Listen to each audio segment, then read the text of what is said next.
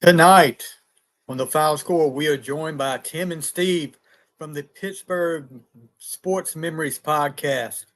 You guys, especially if you're a Steelers fan like I am, see there, you will enjoy this episode. Even if you're not a Steelers fan, you would, unless you're a Ravens fan or a Patriots fan, you enjoy this episode. So kick back, enjoy the show, dig it.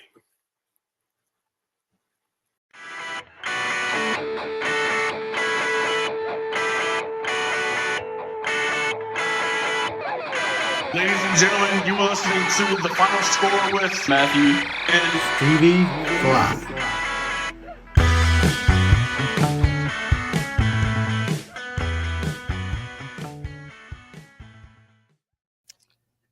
What's up, guys? The Final Score is back again. We haven't been around in a while, and it's football season, though. You know, I'm busy trying to do a podcast, trying to work, and trying to coach too. You know, football season has started. Hasn't started out too well so far for my team, so hopefully that'll change tomorrow night. But anyway, with us tonight, you guys know I'm a Steelers fan, diehard Steelers fan. You can look behind me, see all the Steelers stuff.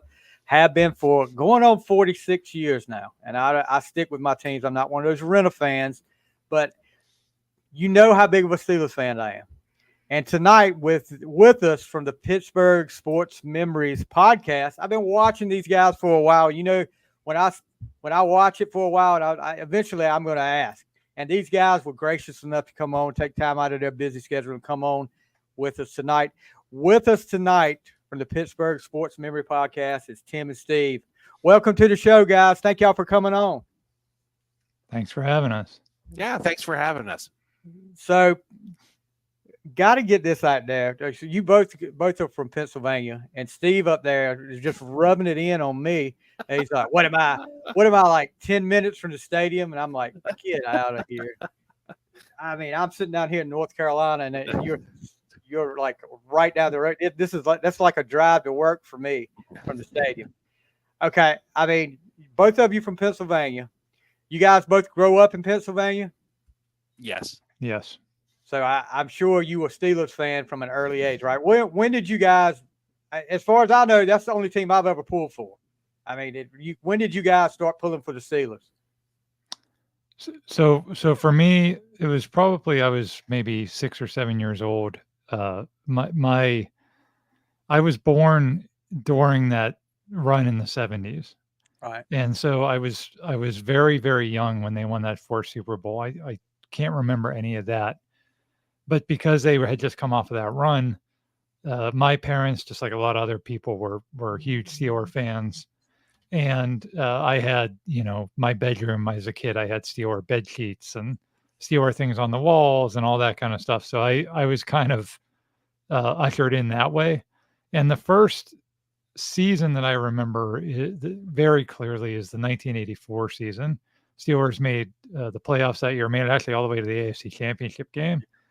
And so that was my first memories. And then my dad had season tickets. He had them in the 70s. He was actually there for the Immaculate Reception.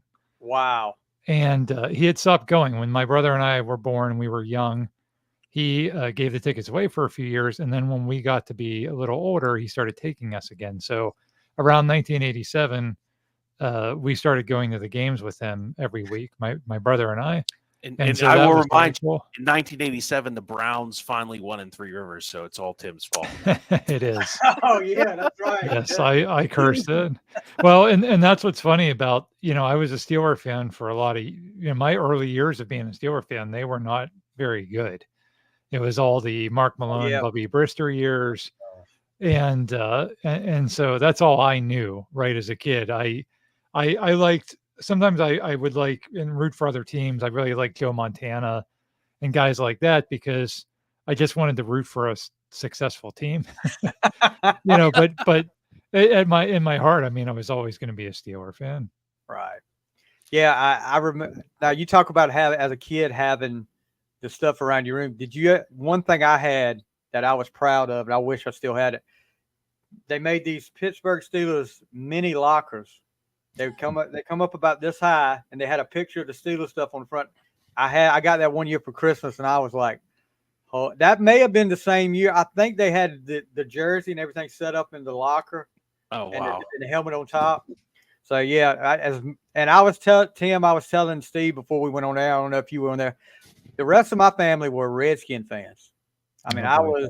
me and my cousin that lived right across the street from me. He was 2 weeks older than me. We were both Steeler fans for some reason, and the rest of the family were Redskin fans. So we were like, oh, really? We're the black sheep of the family over here. It could have been worse. We could have been Cowboy fan. Then we would probably been disowned by that family. Yeah, I have family that lives in Delaware. They had that experience growing up, my cousins, where some of them were Cowboy fans, some of them were Steeler fans, and that was always a source of conflict for sure. Yeah. So Steve, what about you? When do you remember starting to pull for the Steelers? Yeah. So growing up, my family moved to the city like in the late 70s, and I was born. I mean, I'm a little older than Tim. And growing up, my dad was more of a baseball and college football fan. My dad came to Pittsburgh to finish his schooling at the University of Pittsburgh. He got his master's degree there. And he came to Pitt when they were big time. Tony Dorsett was there, Dan Marino, all the really great teams that Pitt's ever had outside of the way back when years were in that 70s and Johnny Majors. My dad really liked the coach. So when we would go to games, a lot of my family lives in the middle of the state. We would go to Pitt football games, or we went to a lot of Pirate baseball games. And my dad was not a Steelers fan at all. Like, he didn't like Chuck Noll, and mainly because I think he liked Franco, and the Franco who comment kind of really turned him off on Chuck Noll. So I really didn't get into the Steelers probably till 92 when I kind of got old enough to start caring about football, and Chuck Noll retired, so my dad wasn't as opposed to it. So that's when I got into it, and boy, the first memories that I kind of jumped on at a good time because 92 was Surgeons. Yeah, and I didn't know a lot about football in general. I'd gone to some Pitt football games, but I didn't know a terrible amount about it, and I learned just from watching the team. I've of course gone to games. I think I went to a game with Tim the year they went to Super Bowl 30. Favorite memory, 94, beating the Browns in the playoffs. I just remember it was such a hyped game. It was like, oh my goodness, yeah, you can't believe it. Also Super Bowl 40. Like, I know this gets into some other, but that's probably one of my favorite memories of all time because I had waited from 92 to what was that, 2004, and 12 years. It was 12 years we hadn't seen a championship of any kind in the city. And finally, for that to happen, and to happen like so unexpectedly, and I went over my parents' house and watched it with my mom, my dad, my kids, my wife. Like, we all watch it. That's just one of those great sports, sports outside of sports things. Like when you can bring your whole family together and watch it. That was definitely how I got into the Steelers. Like, kind of a little later than Tim, but I've only ever been a Steelers fan. Like, they're the teams I kind of dabble in, or just every once in a while I like to watch the Raiders just because they're pure, unadulterated evil, and I kind of respect that. Yeah. Kind of respect the total. And the Bills, I just, not that I'm a fan of the Bills, I just feel bad. Like, they need to win a Super Bowl. Let's get this. This is just too cruel, but it's just being too mean. Cleveland, I don't care if Cleveland ever wins a Super Bowl. They can suffer the rest of their lives. But come on. But it's just what's happened to that sports city. That's just unfair to me, at least. Well, you think about it, between Buffalo and Minnesota in the 70s. Yeah. I mean, they went through the same thing in the 70s. And granted, I'm glad there was one loss there, that first one we got over them. But you talk about suffering for 12 years, try suffering since 79 to 2004.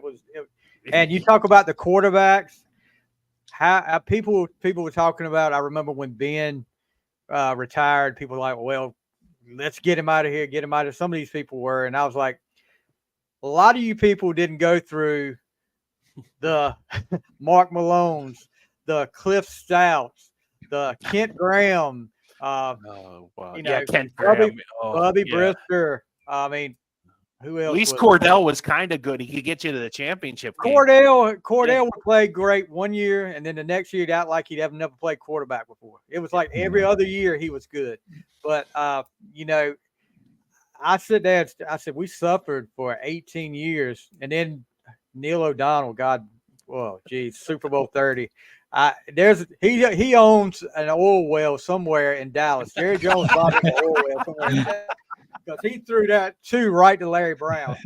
And I'm sitting in a room with a bunch of Cowboys fans. Mm. I'm like the only Steelers fan in there. The rest of them are Cowboys fans. And when we start coming back, I'm like, you know, I'm the kind I don't talk a lot of trash till we get ahead. But I was like, y'all getting worried now. After that onside kick, you're getting worried now. And then when we started driving down the field, I said, you better watch out. And then they looked at me after he threw that interception. I was like, geez. I was like, I've interviewed several Steelers from that team, and each one of them I've asked, what was the locker room like after that game? Where, as far as O'Donnell went, they said nobody really talked to him. Nobody said a word to him. And I can't remember which one it was, said, but you know, without him, we wouldn't have got there.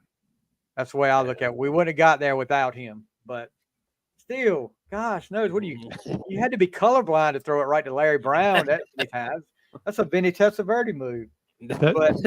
That game hurt so much because I don't, Tim. I still think that AFC Championship game against the Lord was worse. Chargers. That was the worst. The Patriots. No, the Patriots won. Oh, the Patriots. Okay. The one we went 15. We went 15-1.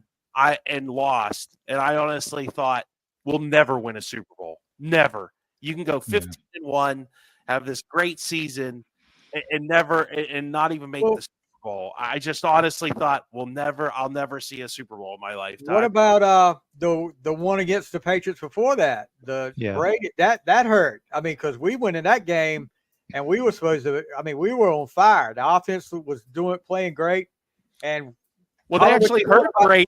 They hurt Brady in that game. Brady got put out. Bledsoe came in and looked like old Bledsoe. That game hurt a lot too. I mean, that's that season. That was like one of those dream seasons where they weren't very good the year before, and that was like the September 11th season, and they beat Baltimore in the playoffs. Yeah, they smoked Baltimore. You know, and the Achilles heel that whole season was special teams. They had lost the first game to Baltimore because Chris Brown missed like 5 field goals. They had allowed punt returns, all that kind of stuff all season. And then sure enough, in the biggest game of the season, they give up a punt return touchdown and a blocked field goal touchdown. And I was at that game, Stevie, and the guy that sits next to me at the games, when they lined up to kick that field goal, the one that got blocked, he wouldn't look. He turned around. He's like, I can't watch this. I'm like, it's a field goal. It'll be okay. He's like, I can't watch this. Our special teams is so bad. And then he heard everybody gasp and he said, what is happening? I said, they blocked the kick. They picked it up. They're returning it for a touchdown. Not only did they do that, I mean, we had to we tackled the guy that picks it up and then he laterals it back to another guy. Yeah. And I was like, oh my gosh, we lose to this freaking team. Well, that's what, Steve talked about Super Bowl 40. I mean, that's what, I will say that when you go through, you go through the whole 80s, they just stink. Then you go through the 90s and they're good, but they lose, the championship game or the Super Bowl. And you're like, well, which is worse? Like, would you rather just stink and not have a chance, or would you rather get right to the precipice? They're both painful in different ways. But then when you wait all that time and then there's a payoff of winning that Super Bowl, and Super Bowl 40 is, and I had the opportunity to actually attend that game in person in Detroit, which was really cool. Oh, cool. And it's one of the worst football games I've ever sat through. Like, if that were a week 2 game, you'd be like, oh, that was tough. I'm glad we pulled that out because neither team really wanted to win. No, bad plays, penalties, guys making mistakes. But man, at the end of all that, it was so rewarding. It's like, this is why you go through all that. And to Steve's point about like Buffalo fans, ever since that, I never was ever happy for any other fan base. And now, when the Cleveland Cavaliers win a championship or teams like that, it's like, okay, I can see Detroit. I would love to see Detroit win a Super Bowl. I would love to see Detroit win. Yeah. You can start feeling for other fan bases and kind of wish good things for them too, because it just makes it worth it. It makes it worth going through all that to have the payoff of winning that game, and then 3 years later winning another one in such dramatic fashion. That just, I remember saying at the time, I'm sure we'll be complaining again about the Steelers not being good or the Steelers not getting that far, but we always have to remember we got to witness this, because if you're a Minnesota fan or a Cleveland fan, like you guys were saying, you could be our age and you've not seen anything. Yeah. Well, I mean, even that, I coach. I'm a coach, volunteer football coach at a local high school, and the guy that's my assistant coach, he's probably in his late 20s, early 30s. He's a Cowboys fan. He's never seen them win a Super Bowl. And I was like, dag, dude. I was like, the last time y'all won a Super Bowl, it was on VHS. I mean, come on. But, I don't have any problem with the Cowboys losing forever. You know what? Over the years, a cruise full of Cowboys fans last year, and that was the week they were playing the Cardinals. And of course, oh gosh, yeah. And there are so many Cowboys fans on there. They had to put it the Lido deck on a cruise with the big screen. They had to put it on there because there's so many Cowboys fans, and then to just sit there and watch them to lose and James Conner ran all over him, which just made it better because But over the years, as because back in like the 80s, I despised the Cowboys, but over the years, two more teams have taken their spot and kind of pushed them to the back, and you can probably guess who those two teams are. In addition to another team, Cleveland. I don't really care about Cleveland. I mean, I like to see them lose, but I don't. Even when they have good teams, they find a way to screw it up. Looking one year when you've got who was it, Hoyer as your starting quarterback, and they won, like they started off hot. I mean, they started off like near the top of the division, lose on a Thursday night to Cincinnati, and bench him for freaking Johnny Manziel. Come on, dude! And then the season just goes straight down the toilet. So it's like I tell all these people when they ask me, well, Cleveland looks like they're going to be good this year. They'll find a way to screw it up. Mm-hmm. They always do. They won't let me down. So you talked about some of your favorite Steelers memories. And Tim, I don't know if we got some. What is some of your favorite Steelers memories? Because it sounds like you went to Super Bowl 40, and as bad as that game was, to be at a Super Bowl that the Steelers win, that would never get out of my head. That might be the pinnacle. Obviously, the Super Bowl 3 years later and the championship game against the Ravens is a huge memory. But I'll give you one that's a little less. People wouldn't put it in their top 5, but I would. In 1992, they played the Houston Oilers at Three Rivers Stadium, and they had beaten Houston in the opening game. That was Cowher's first game at Houston. And by the time Houston came to Three Rivers, it was November, and it was kind of like the winner of that game basically would have had the inside track to the division. And again, this is 1992. So this is after a whole decade of very little to root for in terms of the Steelers. Yeah. Right. And Cowher's there, and we're stacking wins, and it looks like maybe this is going to be different. And then they go down by, I want to say 13 points in that game or something to that effect. They storm back in the fourth quarter. They take the lead. And then Houston has a chance to kick a field goal at the end. It's Al Del Greco is their kicker. And he missed, it wasn't an easy one, but it was maybe like 38, 39 yards. It wasn't super hard. And I've been in a lot of games. I don't know that I've ever heard the crowd go that crazy. And you can even go, if you find that game on YouTube or something, you can kind of see it or hear it when he misses that field goal. It's like the elation of all these people that waited since 1979 for something this exciting to cheer for.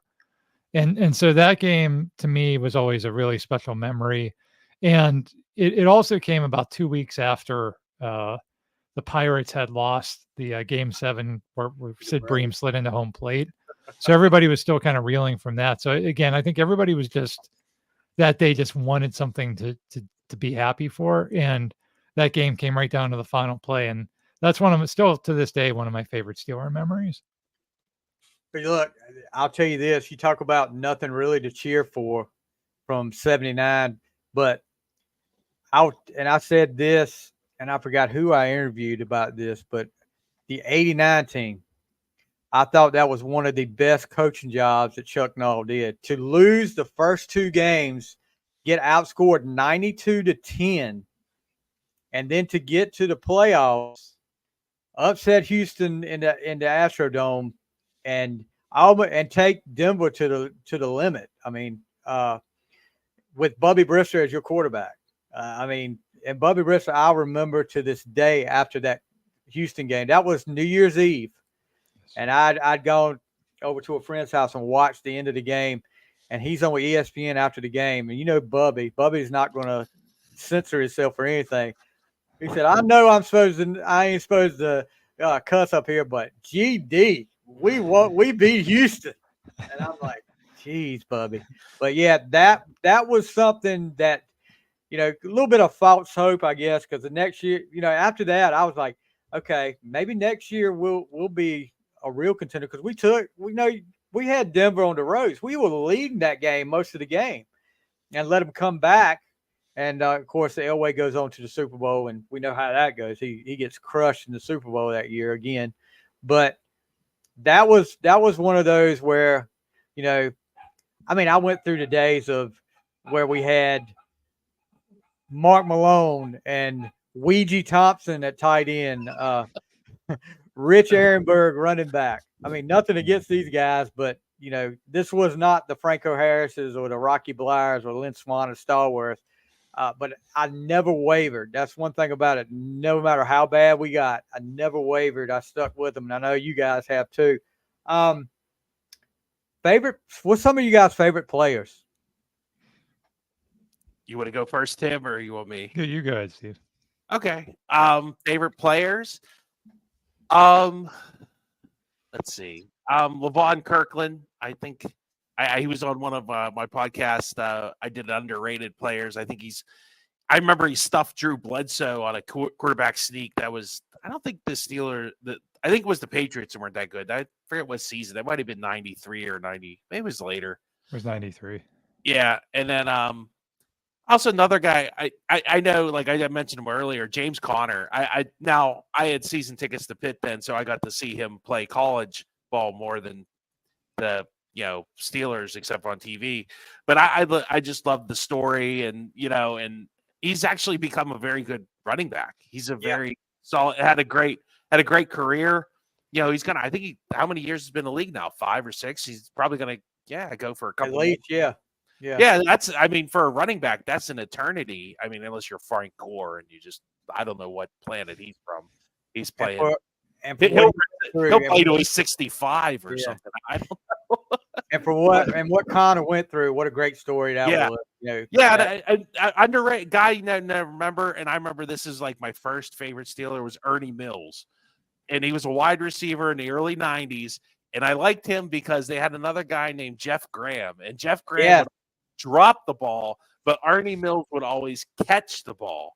And Ernie Mills got hurt actually in Super Bowl 30, and I always thought that was a big reason maybe Neal threw those couple interceptions. He lost a big target. They still had Hastings and Thigpen, but Thigpen had Dion on him, and that Thigpen wasn't. I think Thigpen actually scored a touchdown on Dion. He did. Yeah. So but you're not going to make a living throwing on Deion Sanders, obviously. No. No. It's funny you talk about those two guys. Levon Kirkland was my first Steeler interview on here. And I will tell you this, I had him on for an hour and a half, and I hardly had to say a word. I just let him go. And I was not about to say anything. And then he was nice enough to come back on, and I had him and Chad Brown on at the same time. But you talk about Ernie Mills. Ernie Mills came on the show, and we talked about it. I called him out on it too. I said, you made 2 of the biggest plays in that AFC Championship game, and one of them a lot of people don't even talk about. I don't know if you guys remember it. Quentin Coriat had a easy pick. Yeah, he kind of reached in a little bit. Yeah. And he talked about that. He said he said he had talked to Coriat later on. Coriat said, "Man, that was my play right there, and you messed it up." But then of course, Mills makes the big catch that sets up Van Morris on the go-ahead touchdown. But yeah, I mean, so many great memories over the years.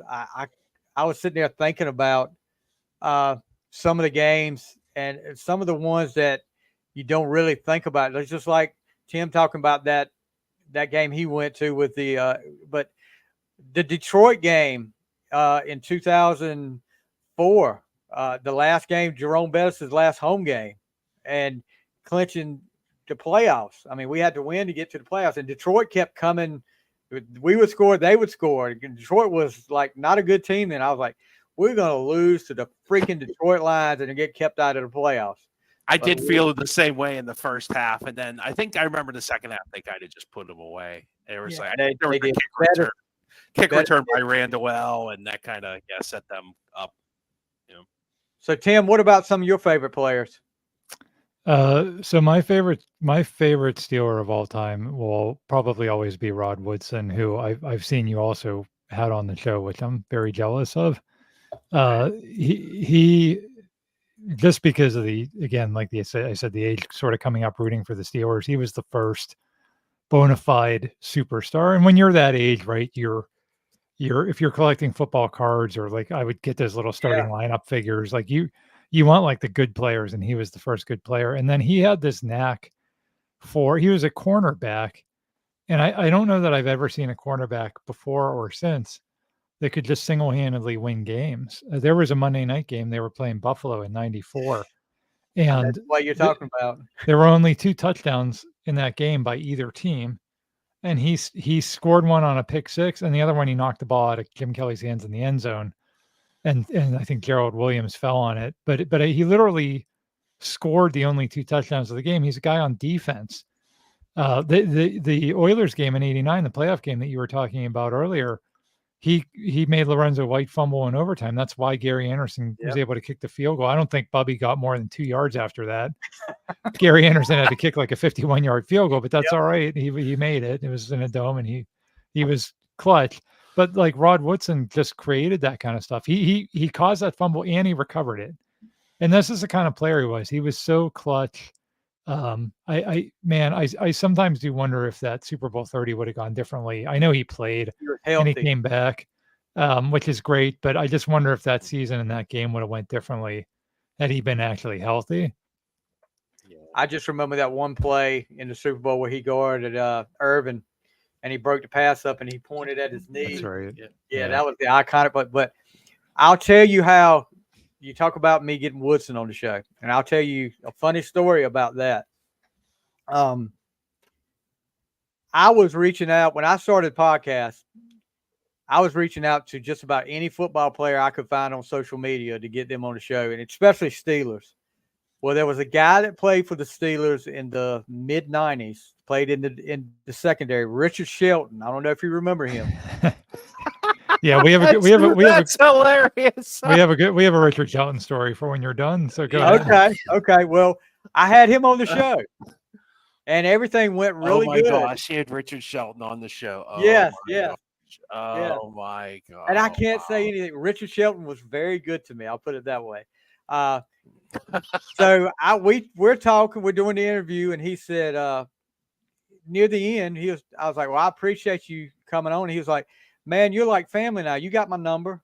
He said, call me whenever you want me to come back on. He said, and I'll even hook you up with some of these Steelers that, oh wow, and I was like, everybody says this, and I was like that. And usually with me, if you know me, I'm like, I ain't gonna bother anybody. But once we got off the phone, I was sitting there thinking, I said, you know what? This may be my only chance, to get somebody really good as far as that goes. Yeah. And I'd had Kirkland already. I was like, we'll see what I'm gonna call him back. So I call. It goes straight to voicemail. I was like, oh God. And I waited about 5 minutes. I said, I'm gonna call again. And I called, and he answered that time. And I said, Mr. Shelton, I just wanted to thank you for the interview. Thank you for taking the time and all that. And Before I could say anything else, he was like, well, hey, I told you I was going to get you those Steelers, the interviews. I was like, yes, sir. And he was like, well, I got one on the line with you right now. And I just got deadly silent. I was like, who? He said, we're on a three-way call right now. Rod Woodson's on the other line. I said, stop lying. And all of a sudden you hear Rod Woodson say, hey, buddy. And I was like, is this really Rod Woodson? He said, well, that's what they call me. And he said, you said, you do a podcast? And Richard went on and said, yeah, he does a good job. He said, we just did our interview. He said, well, I'll be glad to come on your show. He said, send Richard your stuff. He said, he'll forward it to me and he'll give you my number. So I'm like, after I get off the phone, I'm just like about to jump through the roof. And I'm like, holy crap. I'm calling all my friends that are Steeler fans and all this. And then I was like, maybe I shouldn't have spoke too soon. You don't ever know if this is going to work out or not. So I messaged him the next day like he asked. No response. After a week, he said, hey, we'll set something up. So I said, okay, just let me know when you're ready. About 3 months later, it's 5:30 in the morning. I'm getting ready to get up for work. I hadn't got up, and all of a sudden I hear my phone go zzz, zzz, text message. I'm like, first thing I'm thinking, somebody's called out to work. I'm going to have to, I look. Rod Woodson texted me at 5:30 in the morning. Hey, buddy, you ready to do that interview? And I'm like, can't right now. I said, but we can set something up. But yeah, it worked out. I mean, he was great. Couldn't ask for any better. That's probably the biggest interview I've done right there was with Rod Woodson. But all right, I got to hear this Richard Shelton story now. The way y'all's reaction after I said that. Guess I gotta. You want me to tell it, Tim? It's your story, so it's my story. Well, okay. Like I said, I started watching really the Steelers in '92, and me and Tim went to the same high school. And the high school we went to was a Christian private school. And so Richard Shelton's son, Lee, went to the school with us. Now, he was much younger. I think he was in junior high, and I was like in 9th or 10th grade. But we rode the same school bus and all that, and they would come up. I think they lived in somewhere down south. I'm guessing Florida. Don't quote me on that. But he would come back to Pittsburgh for the season, and then they would live here while the football season would go on, and then him and his family would move back to Florida or wherever. And so his kid, I think it was a game against Denver, and I can't remember, 92 or 93 maybe, but he tried to tackle one of the running backs from Denver, and the guy just trounced him because Richard Shelton was like a corner. Yeah. Like, I didn't know a lot about football back then, and I was like 14 or 15 years old and not the most mature person in the world. Oh, classiest. I know. So I said something to us. I was like, what's wrong with your dad? Why couldn't he tackle this guy? Yeah, and it was, it was, I turned into a total jerk fan at that moment in my life. So not my finest hour, definitely more embarrassing moments. But I've always made sure that we never forget about it. One of the episodes we did, I don't even remember the episode. It was like, well, it's not as bad as Kevin Henry, but Kevin Henry wasn't personal. It was just, he was running. We did it to him. I didn't say anything to him in person. He had that interception by Bledsoe, and he was running because he's like a defensive lineman. It's like in slow motion, and I was like, "Run, person, large posterior, run." But I have a little bit. Sometimes I've gotten better. I've gotten older with putting the filter on. But, at that moment, I was 14 or 15. I might have been 15. I was probably 15. I didn't know any better, and I really should have. And what we were doing an episode once on like I think we called it almost miracle plays. Yeah, because that was the I think he had the Buffalo that right. night. Right. So it was, we dug up a bunch of plays where the Steelers, I think we did all the Pittsburgh sports teams where somebody almost made it, like if they would have made the play, you would have remembered that as an all-time great play, but it didn't happen. like the surprise onside kick in the Super Bowl that you referenced, Yeah. right? That would have been an all-time great memory had they actually won the If they game. won, yeah. So Richard Shelton in the '92 playoffs against Buffalo, he had almost had a pick six. Like it hit him kind of in the chest. Wasn't an easy catch by any means, but if he returns that all the way, that game potentially turns out differently. Maybe I think not. at least would have been. I think it would have been a closer game, but It would have been closer. they just would have kept throwing at Sammy Walker because that was the joke. That game was 3rd and Sammy. But it really wasn't. Jim Kelly says that in an interview. Yeah. To call it an almost miracle play was a bit of a stretch, but I threw it in there just so I could reference the fact that, so Richard Shelton dropped that pass. Steve, did you say anything to his son about that? No, I did not say anything about that drop pass because they had already gone home. They didn't come back to. Steve did not get a chance to harass Richard Shelton's son after that. The kid was probably scarred for life. Was scared to come back to school after that.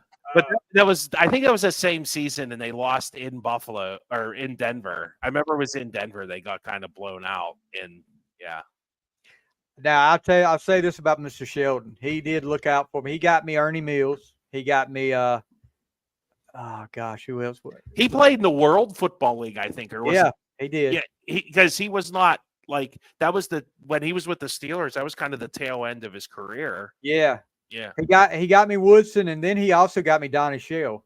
So, oh my gosh, that's great. I'm sitting there at work one day, and my phone rings, and I can't answer it, and it says voicemail, and about 5 or 10 minutes later, I go to my voicemail and I'm listening. I was like, "Hey, Stevie, this is Donnie Shell." I'm like, "Holy crap!" And he had a few more he was working on, but it just didn't work through. Greg Lloyd was one of them, and I would love to have Greg Lloyd. Oh boy, but yeah. So some of my favorite players, we'll go through. Of course, Polamalu. I loved Polamalu from the start. When they traded up to get him, I was like, yeah, this is going to be big here, and he didn't let me down. Of course, right in front of him as far as my all time is Jack Ham. There's no doubt in my mind there. And Lambert, I was more of a defensive guy. I love the offensive players, but the defense is what I looked at. Me, Joe, Huey Richardson. Oh yeah, he's pretty much in the same category. Yeah. Look, I remember you talked about collecting cards, and I did that. As soon as they caught back, and I did that in the early '80s because every time I would go to, the drugstore, the grocery store with my mom, she would buy me a pack.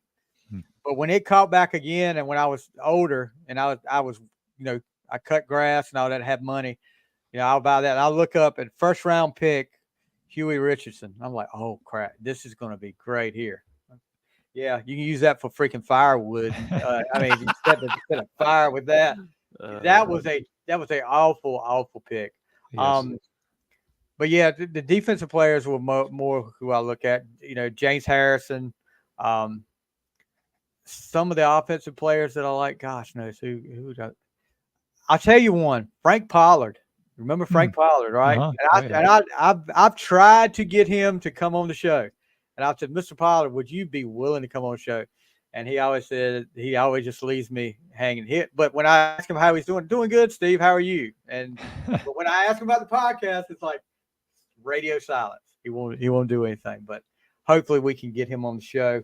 That '84 season that I referenced earlier, where they made that unexpected run to the championship game, he was really a key component. Oh yes, stepping in the shoes behind Franco. Because nobody could step in the shoes behind Bradshaw for a long, long time, but Pollard stepped right in after Franco left, and I was watching some of the. What year was it? And I forgot who we were playing now.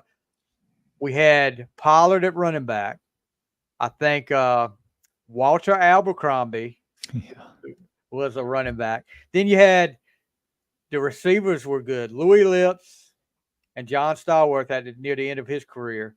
And then you had, I always loved that name, Ouija Thompson, though. When Ouija was there, and he made a few good catches, but when Ouija got in the game, it was, I guess he was like a crowd favorite or something at that time. But he was, and that's one thing I do love about Steeler players or older players, sounds like maybe Stevie you do too, is I like kind of celebrating those guys that, you know, weren't a Troy Polamalu or Ben Yeah. Roethlisberger, but you know, when you bring up their names, people are like, "Oh yeah, I love that guy," and he was, you know, very underrated. We do a thing on the Facebook page every Friday. We do Forgotten Player Friday, and we try to just bring up some of those guys that people may not have remembered, you know. And there's Steelers have so many of those kinds of guys. You guys mentioned like Ernie Mills, people like Mewelde Moore, Oh yes, yeah. Eric Pegram, you know, guys like that just again they're not Hall of Famers. They're not gonna be even in the Steelers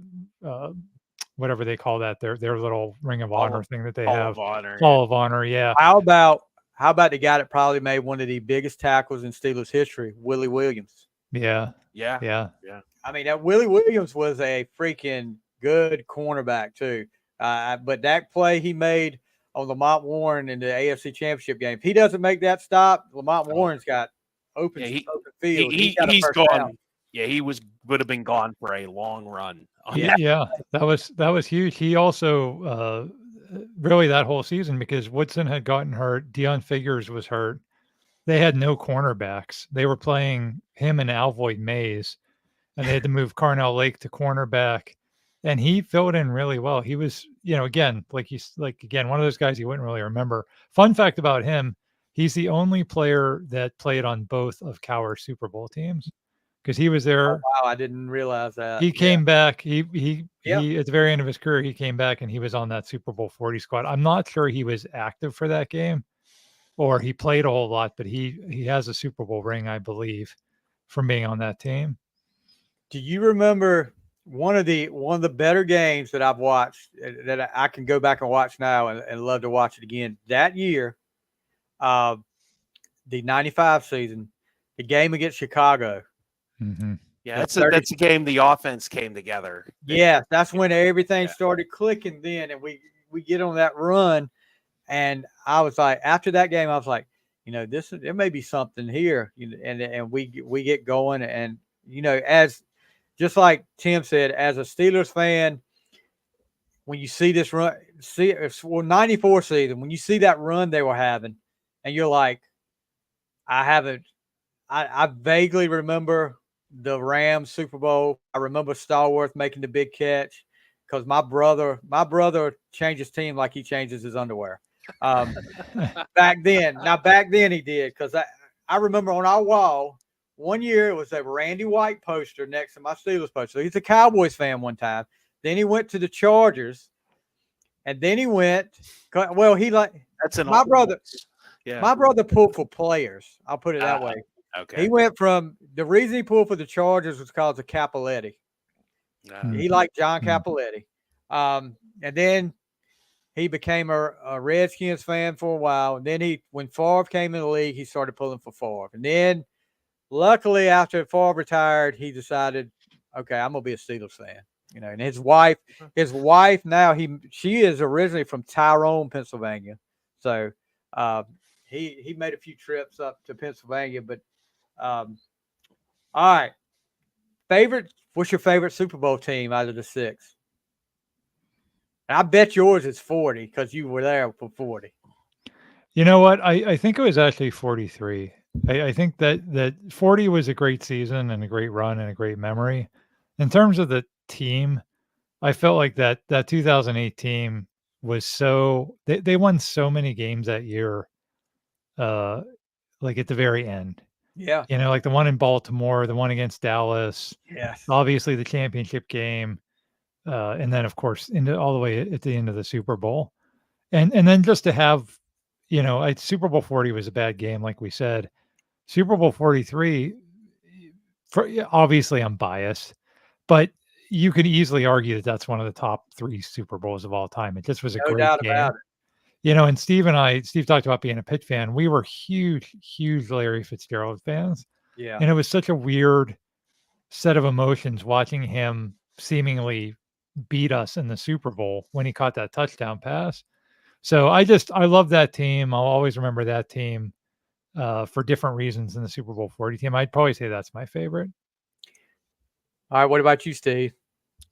I guess that's Tim brings up a good point. 43 was definitely that team was definitely the more proven team. They played probably the toughest schedule I've ever seen and was successful at it. That's how good they were. But I don't know. I think I really like the I'll go with the team that lost to Denver in the AFC Championship game in '98, the Cordell team. I really like that team. That's probably one of my favorites. Like, I know they didn't make the Super Bowl or even win the AFC Championship game, but they had a lot of comeback wins that year. Yeah. And a lot of heart, like that 7-6 game against New England. New England, yes. Oh my gosh, that was. I will tell you. Yeah, I'll tell you a funny story about that game. So, I'm working.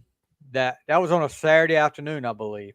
I think so. Yeah. And I'm working, and it's back then you didn't have cell phones.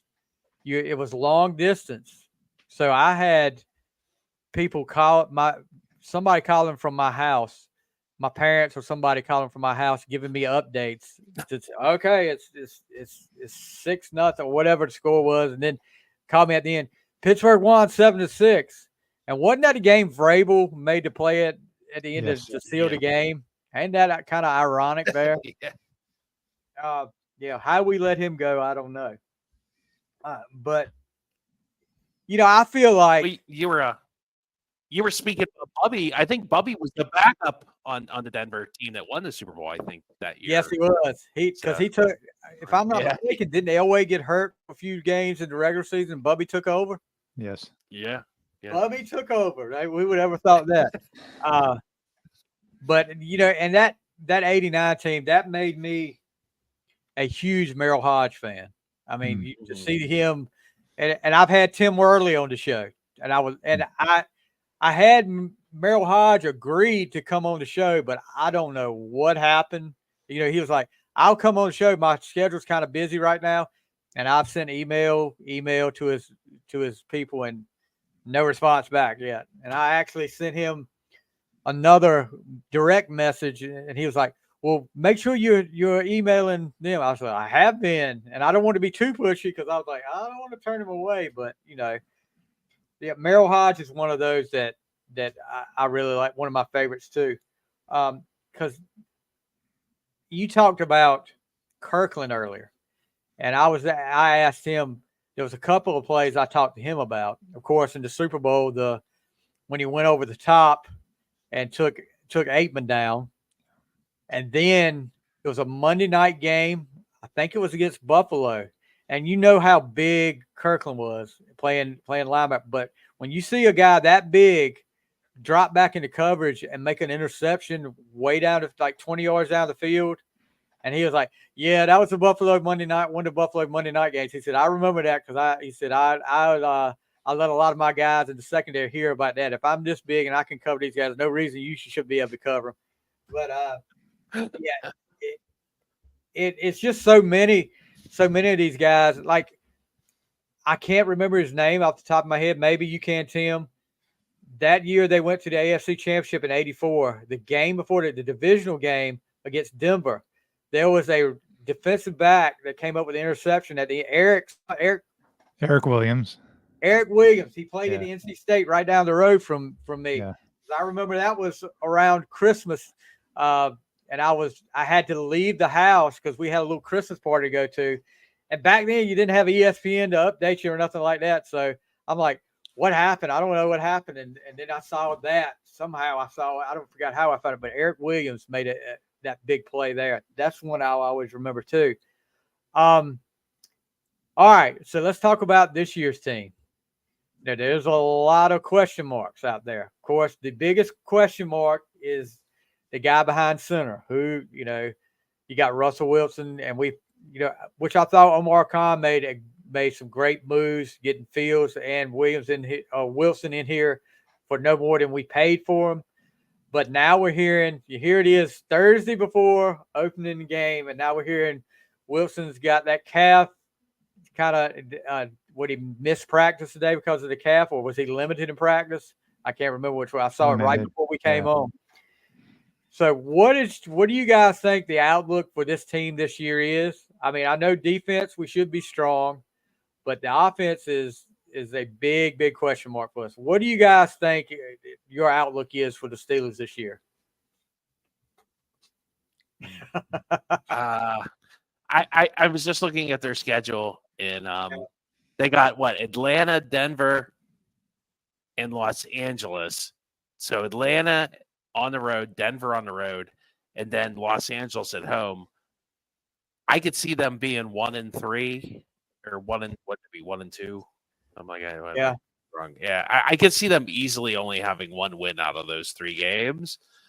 I mean, Denver, I think Denver's going to have a lot to prove because they're not going to want to lose to Russell Wilson if he plays. Yeah. And Denver's hard enough to win. That's at Denver, right? Yeah, so that's at Denver. It's hard enough to win in Denver, and the Steelers don't win a lot in Denver. So that's probably a game they're not going to win. And then the Chargers at home with they actually have a real coach now, and they have a pretty good offense. I mean, I don't know. I have a bad feeling about this season because, and I've said that I think it's a lot of desperation. The moves look to me. I know the one thing, like you said, at least they're not going to, it's not like a Cleveland Brown, Deshaun Watson deal where this is going to affect the team for years to come. Down the road, yeah. Yeah. Whereas this, okay, if they've messed up these 2 guys, it only affects them for maybe next year. That's right. It. And it's just, I get the feeling that at the end of the season last year, Art Rooney finally put his foot down and said, we got to start winning playoff games. Yeah. Because you can see the change. And maybe it's just Omar Khan does a lot of stuff differently than Kevin Colbert. They never would have made these kind of trades under Kevin Colbert or even in the past. And it just smacks of desperation. And I don't know that.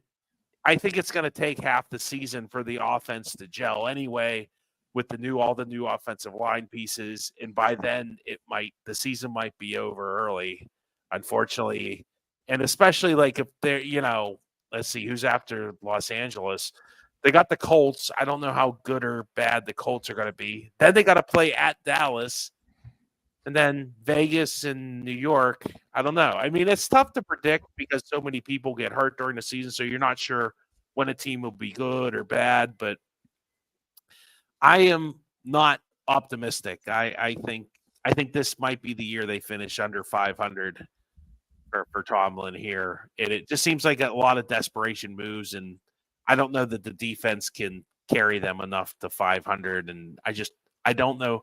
And I think another problem with the offense is I realize why they got rid of Deontay Johnson.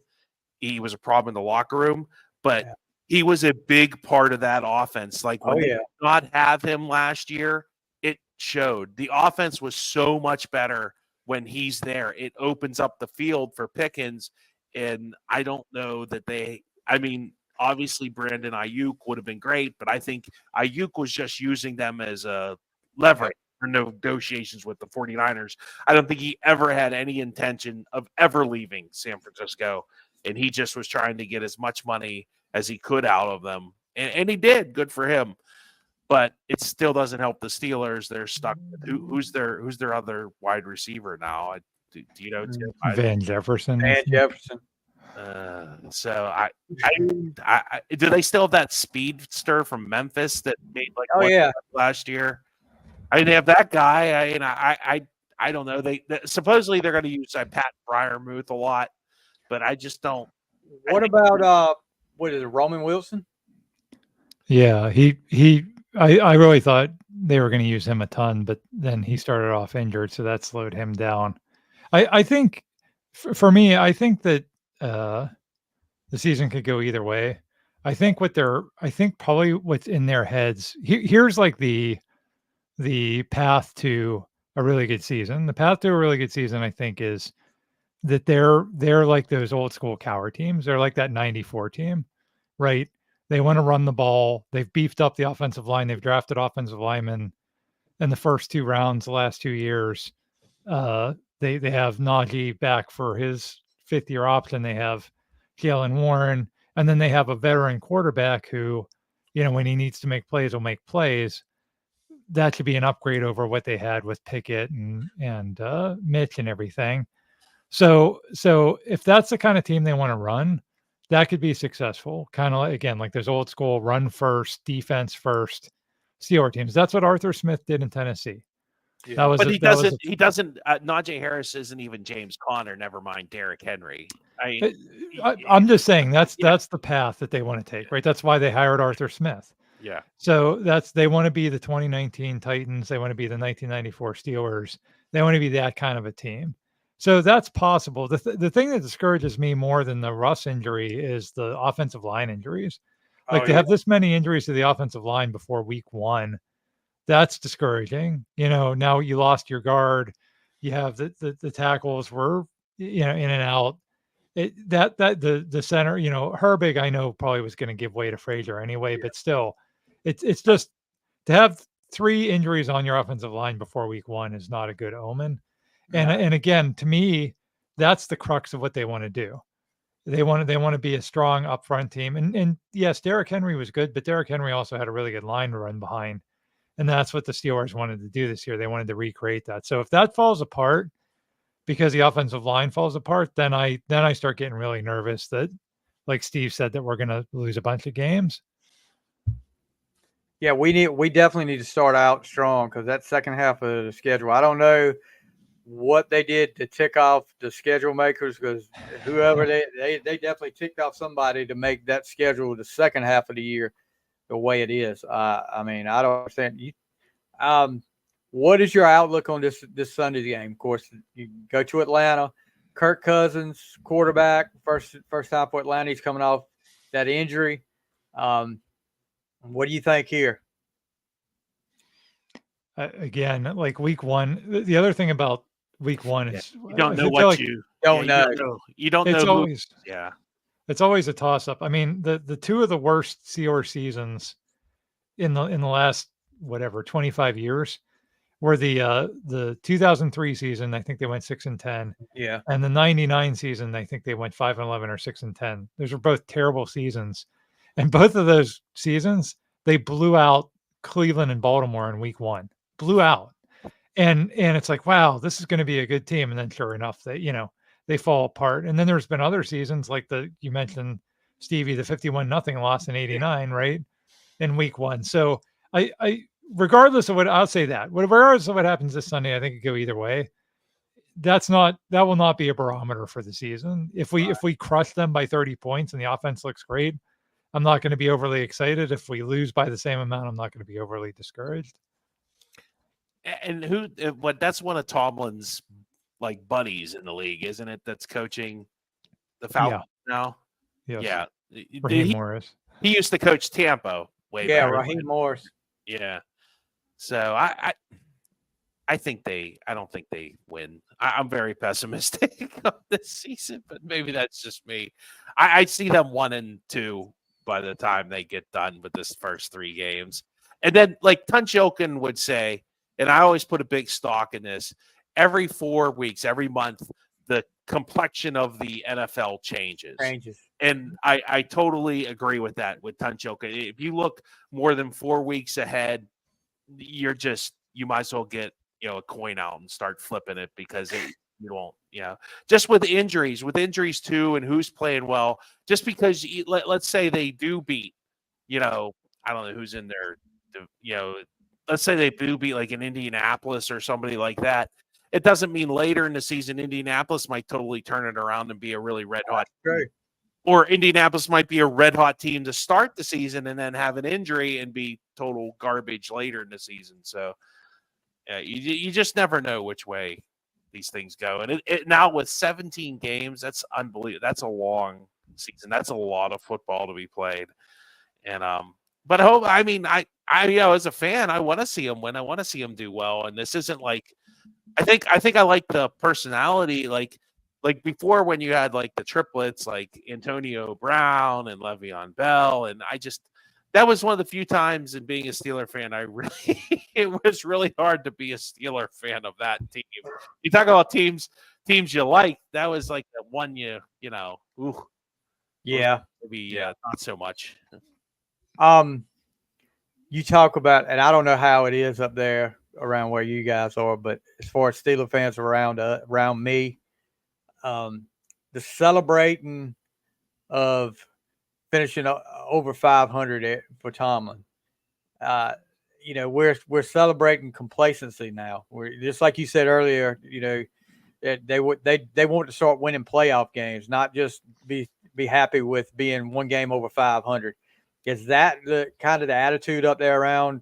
You guys are closer to the pulse of the Steelers than I am. Is that the kind of attitude it is up there? There's definitely that faction of people. It's hard to say because that faction of people tends to be the loudest on social media, or on like local call-in shows and things like that. I think too. Again, just putting it in perspective, the complaint now is Tomlin doesn't win playoff games, but Cowher won a lot of playoff games, and people hated him because he lost the AFC Championship game every year. Yeah. Right. And if this were the Cowher era, and you'd be like, yeah, but look at, Cowher's won, 5 divisional round playoff games. People would be like, well, who cares? Right. So I think it's honestly, I think we're so ingrained in the 70s here. That was another reason why that Super Bowl 40 was so big, because people, our generation were so sick of hearing about the 70s. Like, we loved the 70s and all that stuff, but we were just so ready to move on from that. Yeah. And so we're very ingrained in Super Bowl or bust every year. So yes, people are upset with Tomlin for not winning. But people were equally upset with Cowher for all those years. And if he doesn't win Super Bowl 40, boy, is his legacy different. And the other funny thing about it is now the people that used to hate Cowher will say, oh, I wish we still had Cowher. He was such a better coach. So I don't know. I feel like it's all, and hey, heck, in the 70s, people hated Bradshaw. So it's all about perspective. And yeah, Tomlin's underachieved. You can't say that he hasn't. But man, it's hard to win the Super Bowl every year. Yeah, that's true. Unless you're the Patriots, and apparently, the Patriots and Chiefs. That's yeah. Well, they got the great quarterbacks. But even teams with great quarterbacks, look at Marino. Look at Marino with the Dolphins. He went to one Super Bowl, and I'm sure he said after he went to that first Super Bowl, like, "Oh, I'll be back." No, you never made it back, buddy. Yeah. So let's talk a little bit about the podcast. What made you guys decide you wanted to do a podcast? I know for me, I used to hear people tell me all the time, more useless information than anybody I know. And he said, you remember stuff. I don't know how you remember it. And it's true, because I'll tell you this. I went to a private school, just like you guys were talking about, small private school. Matter of fact, the football field that I coach at that school now, it's right in my backyard. There was somebody after I'd been married 3 or 4 years, and somebody gave me I had a VCR to DVD transfer thing. Somebody gave me a box full of tapes of like my school's stuff, like basketball games. There was a football game from my 9th grade year in 1987 when we won the championship game. And I sat down, I told my wife, I said, I'm going to sit down and watch this. I hadn't seen that game since I played it that night. And I could tell you every play that was getting ready to happen. She said, how can you tell every play that's getting ready to happen? This had been like 20 years at the time. But if I tell you to do something, you forget to do it. I was like, I guess you just need to have a football theme or something on it. But, so that knowing all that useless information, putting it to use finally. But what made you guys decide you wanted to do a podcast? I think very similar, right? I always said the same thing, that I have a skill set that is absolutely I can't use for any good unless there is some kind of sports. Can you still name all the Super Bowl MVPs? I would struggle with that, but at one time I could. Yeah. But of 35. Say it again, Steve. Super Bowl MVP 35. That was Ray Lewis, but ask him like anything from like 1 to like 40. He'll know it. Super Bowl. What about 23? Super Bowl 23. Oh, that was Jerry Rice. It's like, yeah. Come on, that was an easy one. Look, That was a memorable Super Bowl. How about Super Bowl 5? The Super Bowl 5. Super Bowl 5 is a fun fact because Was that the the Baltimore year? Colts Yeah. won the game. That's right, but the Dallas guy got But the MVP. Dallas guy, Yeah. Chuck Howley, was the MVP. Chuck It was the Howley only wore time number that ever 54. happened. Yeah. My But- dad used to brag on me when I was a kid to his boss. He went in there one day and said, "This guy can tell you anything you want to know." And at the time, I probably could. And then this guy asked me, like, "Well, what time do they play on Sunday?" I was like, "I don't freaking know what time they play. Ask me a real question." I mean, But yeah, so again, totally useless skill, right? Being able to name Super Bowl MVPs, for example. But Steve and I, like Steve said, we've known each other for a really long time since we were kids, and we often reminisce about, remember that game, remember this, remember that. And I thought at one point I'd really like to do a podcast. There was a hockey game in 2017 that the Penguins were in the conference finals. It was double overtime in Game 7, and I remember in between overtimes they have a long intermission, and I had to let my dog out in the backyard just to be able to walk around and breathe for a little bit.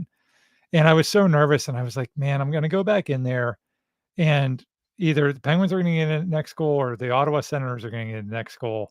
It's either going to be this great memorable moment or this really sad, depressing moment. And then I was like, why do I do this to myself? I didn't have to be this big of a sports fan, but I'm like in too deep now. And I remember thinking after they won that game, and I was so elated. Yeah, this is why I'm a sports fan, because we have all these memories. Even the bad memories, like we talked about Super Bowl 30, even the bad memories are still memories. And it would be fun to talk about that. And Steve and I think we were out one night having this conversation, and our mutual friend said, I mentioned about doing a podcast. He's like, well, you guys should do it together, and that you can just talk about this the whole time. And so that's kind of how it started. And we started right around the time of the pandemic, and then we had to start doing it over Zoom and stuff because we couldn't be together, and we kept it going. And we're going on almost 5 years now, and it's been a really fun experience. Jeez, has it been 5 years, Tim? Oh boy, wow. Yeah. Time flies. Yep. Yeah. Almost 5. Yeah, it's been a good thing, and it's been a lot of fun, and we'll keep doing them until, I don't know, till we can't do them anymore. But okay, we've had a lot of good experiences, a lot of good, like I said, like some of my favorite, like we went over, like I remember I did a podcast with Tim on favorite games, like my favorite. I think it was maybe favorite games or favorite moments. And just like, that's too, like why you like sports, I think is, and you get this more from, like, if you ever read Bill Simmons, who used to be on ESPN, how he talks about his father and how they're Red Sox fans. And we talk about like waiting years and years for a championship to finally come. That's how you kind of felt with, like, even though Boston fans are annoying, but whatever, and it's like, but I was like that with my father. Like we had a shared, like, he took me to so many Pirates games. We went to a lot of Pitt games. So we saw a lot of losing and a lot of crappy games, but the Steelers were always there. And I don't think I ever went to a Steeler game with my father. I know I went with Tim and I went with other people, but I think I ever went with my father. We went to more Pitt football, but just great memories, and that led into all the good stuff with the podcast, and I just love doing it, love hanging out with Tim, and like I said, yeah, just a blast doing it. Remember it, just having fun. Yeah. I think we also, I'm amazed by how many stories we're still able to tell, right? You'd think, because we don't talk about, like we just talked about the upcoming season. We don't have those kinds of discussions on the show. We're always talking about sports history. Right. And you'd think eventually you're going to run out of stories, but we always find stuff to talk about that. And then it's really, I really love the stuff that's maybe a little less known. Like we did an episode on Super Bowl 40, right? That season. We do those kinds of episodes, which are great and which are really fun to reminisce about. But then we have an episode coming out in a couple of weeks on Gabriel Rivera, the guy that they drafted over Dan Marino. Yes. And we just wanted to sort of tell his story. Like, who was he? Like, that's all anybody knows. Oh, we drafted him instead of Marino. And we kind of got into the details of that, but we also told his story of what happened to him after the accident. it was really intriguing and compelling stuff. And that's the kind of stuff that I love that stuff where we have to kind of do a little bit of homework and research, right? We can't just reel off like, Well- oh yeah, I remember that game in 92 Yep. or 96. We have to And actually who was dig into it a little. the 1903 World Series? His mind was thought to be deranged. Yeah, that was another. That was probably one of my favorite episodes. Yeah, We you an did a great episode about- job. Tim had to go do a bunch of research on that because obviously, Oh Yeah. yeah, listen, old newspapers. 1903. You know, I mean, But Yeah. that was really compelling too. Yeah, the Pirates had a pitcher who kind of lost his Just- mind during the season, and that whole story was compelling again. And it's like it's not just a sports story. It's some of these are like human interest stories too. So we love telling those kinds of stories, and we love that people listen and people seem to respond. Was he the positively to guy that. when a fire truck would go by, he'd go chase the fire truck, or No, that was a different guy. that was a guy on the Pirates? Yeah. Yeah, a lot of interesting pirate stories from the early 1900s that we dug up. How many episodes have you guys done? Do you know? Something like 125. Okay, yeah. Yeah. I'm looking, guys. If you want to check them out, check out their Facebook page at Pittsburgh Sports Memories Podcast, and that'll have the link to where you can find the episodes. I'm looking right now. I've got to. I have not listened to this one yet. The Myron Memories. I did see a post you guys made about our old buddy Mark Madden having a few things to say, like usual, about anything he wants to talk about. Geez, I'm sorry. I don't know what you guys feel about Mark Madden. If he's listening, I don't really care. I'm not a Mark Madden fan at all. Geez. I've always been kind of neutral. I think he has a shtick. He's a wrestling. I remember him because I'm a huge wrestling That's fan. right. I remember you saying that in one of your episodes. Yeah. But he's the heel. He's the heel Yeah, in of wrestling. course. Like he's just trying to get people worked up. So I don't feel too strongly one way or the other about him.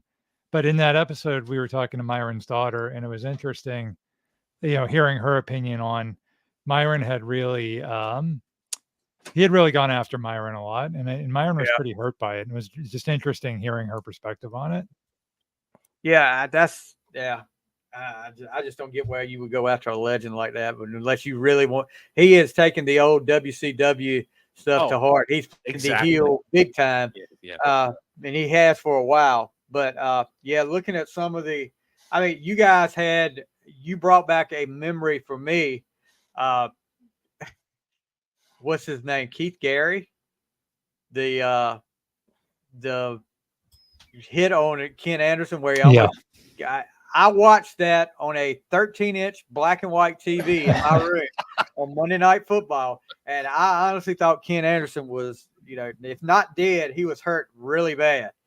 But I was like, I said I haven't thought about that play in a while, and just going through some of course, you guys have got, like you said, the Pirates stuff up here, memorable trades. This one I've got to listen to here. Construction and collapse of the 1990 Steelers. Cheap shots. Okay. It's so many things up here that, as a Pittsburgh fan, 100 greatest players. That's a 3-parter there. That's pretty cool there. That was our 100th episode. We decided to do an informal ranking of 100 greatest players. It's the definitive list. There's okay. Things to do in Denver when you've been shot. The Joey Porter story.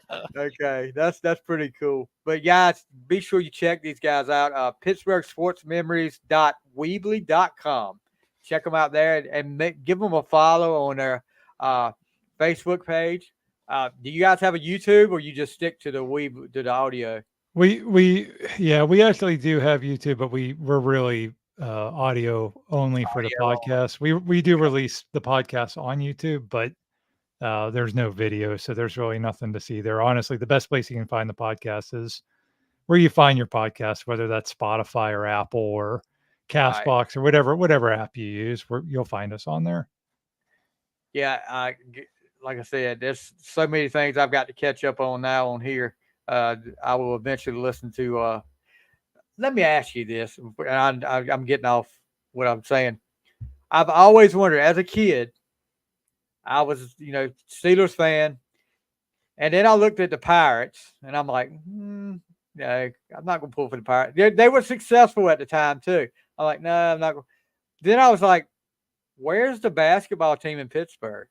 I was like, why did Pittsburgh never have a basketball team? I know they had. Well, Didn't they have an ABA team? Yes, they did. That's actually one of Yeah. our episodes, I think. Okay.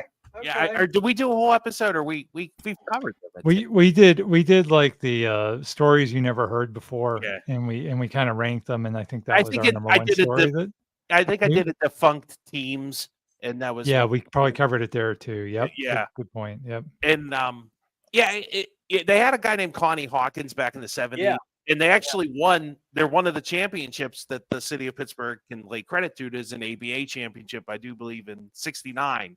But what had happened was the team moved to Minnesota the next year. So, and then in their genius move, after 1 year stinking in Minnesota, not getting any fan base there, they moved back to Pittsburgh, but they lost all the momentum from the championship. So they never really got a base. And there was really from and I've learned this through doing the podcast, from 69 till about, I'll say 86, there was a space for a third sports team, third professional sports team. And that was either going to be the Penguins or this basketball team.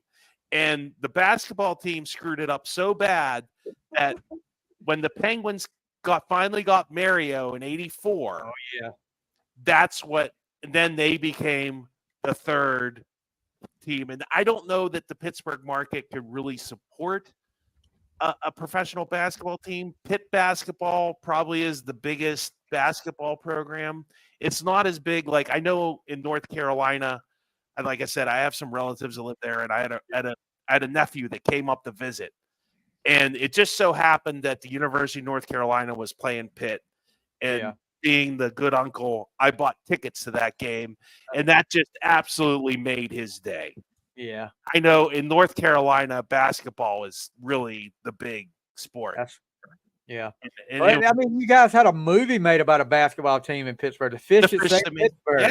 Yeah, with Dr. J. Yeah. Look, I read the freaking book back in for some reason.